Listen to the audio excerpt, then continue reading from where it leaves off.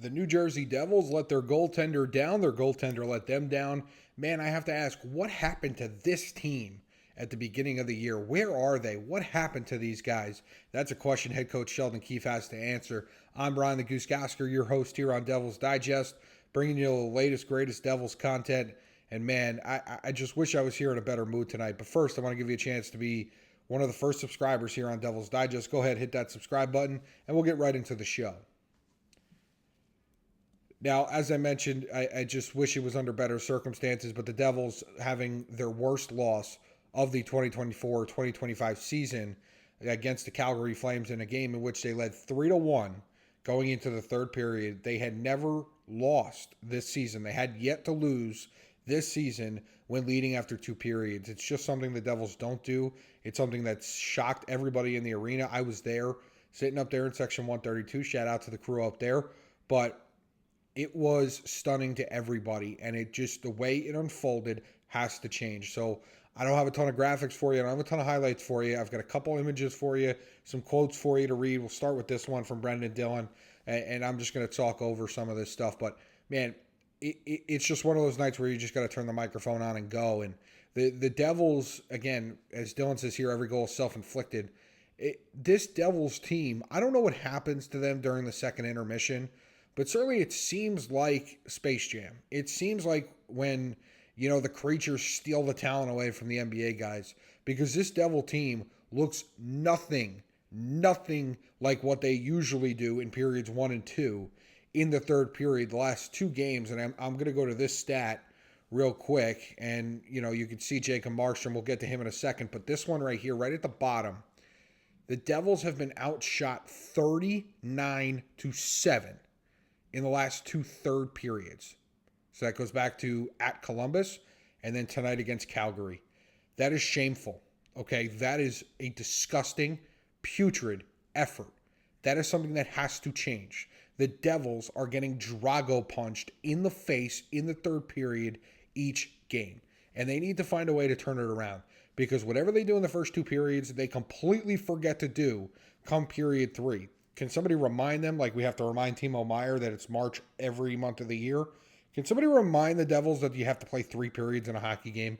Especially if you want to win a hockey game, you have to play 3 periods. They have not, and they've been on the right side of some really good goaltending. But as you can see from this graphic and a little bit here on this tweet, but more so on this tweet, Jacob Markstrom, since returning from injury, has just not been Jacob Markstrom. Him and Jake Allen have basically switched bodies. Basically, Allen has looked like what Markstrom was earlier in the year, and Markstrom is looking actually even worse than what Allen was looking like earlier in the year. He doesn't look right. He's not there. It looks like the Devils rushed him back from injury, and here we are. He's struggling down the stretch, a guy who the Devils traded a first-round pick for and invested in him being a goaltender for this team to win now, and he's not helping them win right now. Jake Allen is their best option right now. And going forward to Saturday, I know Sheldon Keefe already announced that Allen's going to be the starter. I'm telling you, I mentioned it yesterday in the preview. If Jake Allen, now that we've seen Markstrom struggled in that third period, let's be completely honest.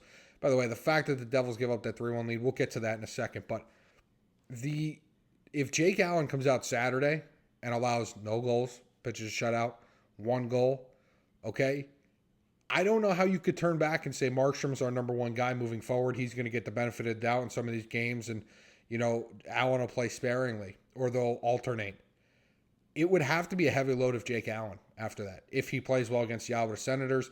And I'm looking forward to seeing how he plays, because honestly right now, I don't even know what to think, okay? Because that was just a terrible performance by the New Jersey Devils. Again, leading 3-1. Paul Cotter scores with less than 30 seconds left in the second period. The place is rocking. Well, you know what? Full pun intended. But the place is going just absolutely bananas. The vibes are good. Everything's great. And it just comes tumbling down in the third period. And okay, they get one, right? You expect Calgary to come out, and you could see they were humming in the third period a little bit. But then they get the second, and they tie the game with, I believe it was just under 4 minutes or a little over 3 minutes left in the third. So now you're sitting there, and if you're the Devils, you have to get a point out of that. You hadn't lost while leading after 2 periods. You're at home in March, where every point counts, you have to find a way to get that game to overtime. Instead, they allow a practice shot, basically, on Jacob Markstrom, again, who was not good. So, don't give me the sympathy tears for Jacob Markstrom tonight. But this Devils team collapsed, and that's what happened. And this has to change. Their third period habits have to change immediately, because it will continue to be losing hockey if they continue to play this way. And Sheldon Keefe had this, or Nico Hischier, I should say, had this to say after the game. And, this team has to find ways to make plays, right? Case in point, I believe the game was it 3-2 or maybe it was 3-3? And the Flames are on a power play. And Dawson Mercer gets a 1-0 break. You got to bury that goal. They were up 3-2, actually, because I remember saying to myself, man, that 2-goal cushion would have really helped right now. You have to find a way to put that in the back of the net. That's just something, hey, listen, he's not getting paid $750,000. Dawson Mercer's getting paid a good chunk of change. I believe it's near $3.5 or $4.5 million a year. He's got to bury that. When he's 1-0, third period, up a goal to give them a 2-goal cushion, Dawson Mercer has to bury that. So there's a lot of blame to go around for this Devils team. Okay, it starts with Jacob Markstrom. It starts with Sheldon Keefe, right? The ability to get your guys up and ready to go and make your message allowed to be heard is on the head coach. So he is not empty of blame, right? So he gets his blame. Markstrom gets his, and the leadership of this team, right? Listen, I love Nico Hischier, and I'm not going to sit here and bash him till the day is blue, right? But captain's got to step up in this moment, and they're also an extension of that coach, right? How I mentioned the message has to get across from the coaching staff, and their message has to be heard. It's the same thing from the captain, right? His message can't be falling on deaf ears, because then the team's not following him, and that's not the sign of a good captain. I don't believe that's happening here with the Devils, but I put it upon Nico Hischier. It's more of a challenge to Nico Hischier to find a way to get his team to play better in the third period. I don't know how he can do that. I think maybe not having guys like Kurtis MacDermid in the lineup, who I believe had 6 shifts the entire game. Guys, you're basically wasting a forward away, okay? This team has enough grit that they don't just need MacDermid in the lineup. Last year, 100%. As soon as they traded for MacDermid, if there was anywhere going to be a physical game, he had to be in the game, okay?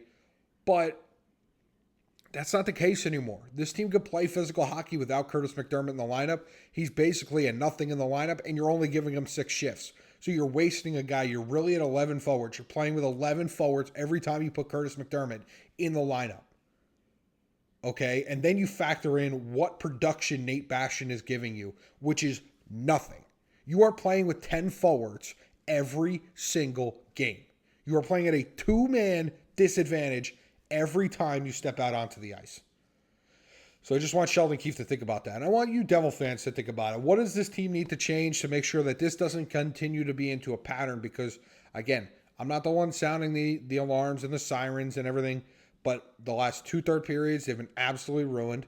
The streak of Mrs. Fields reached 3-game winning streak, and it didn't work so well for the Devils. They lost this game. So there goes the Mrs. Fields' grimace thing. Okay, there was free Chick-fil-A. That'll come out tomorrow in your Chick-fil-A app, so make sure you check that if you're in New Jersey. But this has got to stop. This cannot become a pattern for this team. They need to come out. By the way, I wanted to give a shout-out to myself. I believe I mentioned that I felt maybe a Paul Cotter goal coming yesterday in the preview, and sure enough, he scored in this game. So I believe that's twice in a week that I've been able to do something like that. So we will continue to try and give you some other picks as the guys who are going to score goals in the upcoming games. But the Devils need to find a way to close that game against Calgary. It is unacceptable that game was even tied and even potentially would have gone to overtime. It's even worse that they lost. So Jacob Markstrom, Sheldon Keefe, you guys got to figure this out right now. Nico, challenge these guys and get them to where you want to go, which is the postseason, right? And I know their percentage is still super high. They have this cushion, this, that, and the other thing. You don't want to be coming down to the last day still in scenarios. You want to clinch as early as humanly possible, like Washington did hitting the 100-point plateau and clinching a playoff spot. Clinch the playoff spot as soon as humanly possible. So the Devils need to wipe the system clear tomorrow. Then they get a little, probably an optional skate, I would imagine. And then Saturday, they got to come back ready to rock and roll, okay, against Ottawa, who's been red hot. Okay, I'll be in attendance again for that game, and I'll have post-game for you from that game. They got to be better than they were tonight, especially in the third period, because I was sitting there all night saying, man, this team's been playing well. Like, they're playing good hockey. And then in the third period, it just looked like, forget David versus Goliath. I mean, the Flames just came in like a wrecking ball, like a heat-seeking flame missile right into the Devils system and just absolutely destroyed them there in the third period. So a shameful performance for the Devils against the Flames. They lose 5-3 at home after leading 3-1 going into the third period. So I'm Ryan the Goose Gosiker here on Devils Digest. Leave your comments. What do you think? Were you at the game? You know, what did you see on TV? Doesn't matter. Leave us a comment. Let me know what you think about the content, about the Devils. Keep it rocking and rolling, and I'll catch you post-game after the Ottawa game on Saturday at home. So everybody have a great day, and we'll see you next time on Devils Digest.